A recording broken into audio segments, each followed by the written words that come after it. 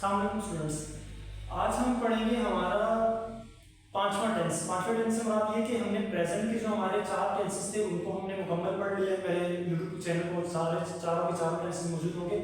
आज हम पढ़ेंगे पास्ट के टेंसेस, यानी पास्ट के हम चार टेंसेस अब पढ़ेंगे। तो सबसे पहला हमारा पास्ट के अंदर टेंस होगा पास्ट इंडेफिनिट या पास्ट सिंपल। अच्छा, इसको हम इस्तेमाल क्यों करते हैं इंग्लिश के अंदर, इसका यूजेज क्या है? पास्ट इंडेफिनिट टेंस हम इसलिए इस्तेमाल करते हैं कोई ऐसा काम जो हमने पास्ट में किया हो, यानी माजी में किया हो, तो उस काम या उस एक्शन को बताने के लिए हम पास्ट इंडेफिनिट टेंस का इस्तेमाल करते हैं। अच्छा, पास्ट इंडेफिनिट या पास्ट सिंपल टेंसेस की आइडेंटिफिकेशन क्या होती है, मींस के इसके जुमलों को हम कैसे पहचानेंगे कि ये पास्ट इंडेफिनिट का टेंस है या फिर कौन सा टेंस है? अच्छा, हमेशा याद रखना इसके जो सेंटेंसेस होते हैं पास्ट इंडेफिनिट के, उनके एंड में हमारे पास अलिफ छोटी है, बड़ी है, इस तरीके की उसके सेंटेंसेस की एंडिंग होती है, एंडिंग होती है। जैसे मैं कहता हूं कि मैंने किताब पढ़ी, अब पढ़ी आखिर में क्या है?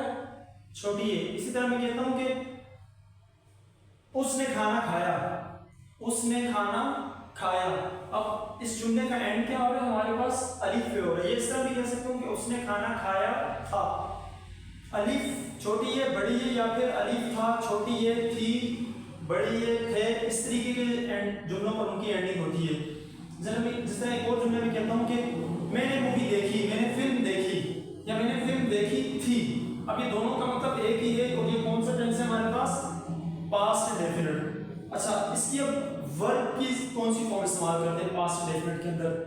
पास्ट इंडेफिनिट हमारे पास पूरे 12 टेंसेस के अंदर गाइस एक ऐसा टेंस है जिसमें हम वर्ब की सेकंड फॉर्म इस्तेमाल करते हैं। पूरे 12 टेंसेस के अंदर सिर्फ ये एक वाहिद ऐसा टेंस है जिसमें हम वर्ब की सेकंड फॉर्म इस्तेमाल करते हैं। लेकिन सेकंड फॉर्म भी जो है वो सिर्फ हम सिंपल सेंटेंसेस में यूज करते हैं। सिंपल सेंटेंसेस से हमारा इकरारिया जुमलों के अंदर या असर्टिव अफर्मेटिव सादा जुमले जिसे कहते हैं उनके अंदर इस्तेमाल करते हैं। अच्छा, इसी तरह अब इसके ग्रामेटिकल स्ट्रक्चर की जाने बढ़ते हैं, यानी हम इसके अगर जुमले हमारे पास उर्दू में हो तो हम उन्हें इंग्लिश में कैसे ट्रांसलेट करेंगे। मैंने आपको गाइस हमें स्टार्ट में ही बताया था कि इंग्लिश के अंदर अगर आप टेंसेस बना रहे होंगे, अगर तो आपको ये फॉर्मूला सेंटेंसेस बनाने का याद है या आता है, तो आप कभी भी टेंसेस के अंदर मिस्टेक नहीं करेंगे। वो क्या कि जब भी आप जुमला सिंपल जुमला बनाने की बात करेंगे, सबसे पहले आप लगाएंगे सब्जेक्ट, फिर हेल्पिंग वर्ब, फिर वर्ब की जो फॉर्म होगी वो, उसके बाद ऑब्जेक्ट। अब यहाँ भी आते हैं पास्ट इंडेफिनिट के ग्रामेटिकल स्ट्रक्चर देखते हैं। सबसे पहले हमारे पास क्या आएगा? सब्जेक्ट। उसके बाद इस टेंस में हेल्पिंग वर्ब नहीं होते, लेकिन डिड हम लगाते हैं, लेकिन वो नेगेटिव और इंटरोगेटिव में लगाते हैं। वर्ब की कौन सी फॉर्म होगी? यूज सेकंड फॉर्म, और लास्ट में क्या आ जाएगा? ऑब्जेक्ट। इसी तरह इसका जब नेगेटिव जुमला बनाएंगे यानी इनकारिया जुमला, तो वहां हम क्या करेंगे? सबसे पहले लगाएंगे subject, then did not, did not, उसके बाद वर्ब की फर्स्ट फॉर्म और ऑब्जेक्ट। अगर इसी तरह इसका हम अगर सवालिया जुमला बनाएं, यानी जिसमें हम सवाल करते हैं, किसी से सवाल इंटरोगेट करते हैं, इंटरोगेटिव सेंटेंसेस भी जिसे कहते हैं, वो हम कैसे बनाएंगे? सबसे पहले क्या आ जाएगा? डिड, उसके बाद सब्जेक्ट, वर्ब की फर्स्ट फॉर्म, वर्ब की फर्स्ट फॉर्म, क्योंकि इनकारिया और सवालिया जुमलों इन दोनों के अंदर वर्ब की फर्स्ट फॉर्म लगाते हैं, और ऑब्जेक्ट आखिर में सवालिया निशान। एक जुमला मैं यहीं पर आपके सामने लिखता हूं। मैं लिखता हूं कि एक जुमला में लिखता हूं कि उसने किताब पढ़ी, उसने किताब पढ़ी। ये जुमला मैं लिख लेता हूं आपके सामने, उसने किताब पढ़ी। अब देखिए यहां पर जो है वो ये कोई लड़की भी हो सकती है या लड़का भी हो सकता है, बार उसने किताब पढ़ी, लेकिन यह है कि ये थर्ड पर्सन सिंगुलर की बात हो रही है। अच्छा, इस जुमले को हम कैसे बनाएंगे? उसने किताब पढ़ी। सबसे पहले उसने यानी किसी कोई लड़का हो सकता है, लड़की हो सकती है, कुछ भी आप लिख सकते हैं। मैं लड़के का लिख लेता हूं, मैं लिखता हूं कि ही। पढ़ने को बोलते हैं रीड, रीड की सेकंड फॉर्म भी रीड ही होती है। रीड की first form, second form, third form वही होती है, रीड होती है। तो हम इसके बाद क्या लिखेंगे? ही रीड, उसने किताब पढ़ी, बुक, ही रीड बुक।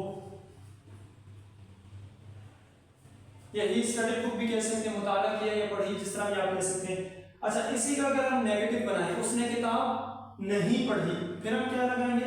देखिए जुमला उसी तरह बनाएंगे। सबसे पहले लिखेंगे हम ही, मैंने क्या बताया था जब नेगेटिव सेंटेंसेस हम बनाते हैं तो क्या लिखते हैं? Did not. तो मैं क्या लिखूंगा? He did not read book, उसने किताब नहीं पढ़ी। अच्छा, अब इसी का अगर हम सवालिया जुमला बनाएं, क्या उसने किताब पढ़ी, तो हम उस पर क्या करेंगे? सबसे पहले क्या लगा देंगे? Did he read book.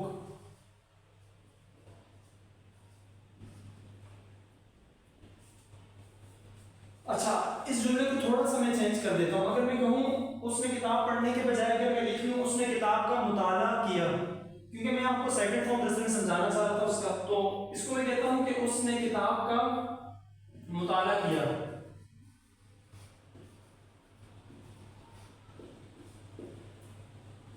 अच्छा, अब देखें मुताला करने को बोलते हैं स्टडी। स्टडी होती है वर्ब की फर्स्ट फॉर्म, लेकिन हमने क्या बात की थी कि जब सिंपल सेंटेंस हम बनाएंगे, ये सादा जुमला है, उसने किताब का मुताला किया, सादा जुमला है, कोई इनकारिया या सवाली जुमला ही नहीं है, उसने किताब का मुताला किया।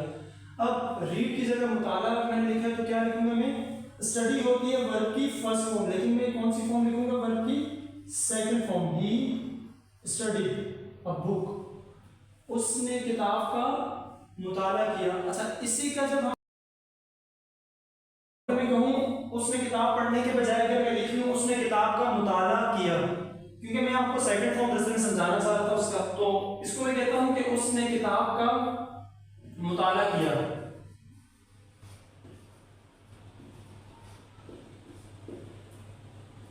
अच्छा, अब देखें मुताला करने को बोलते हैं स्टडी।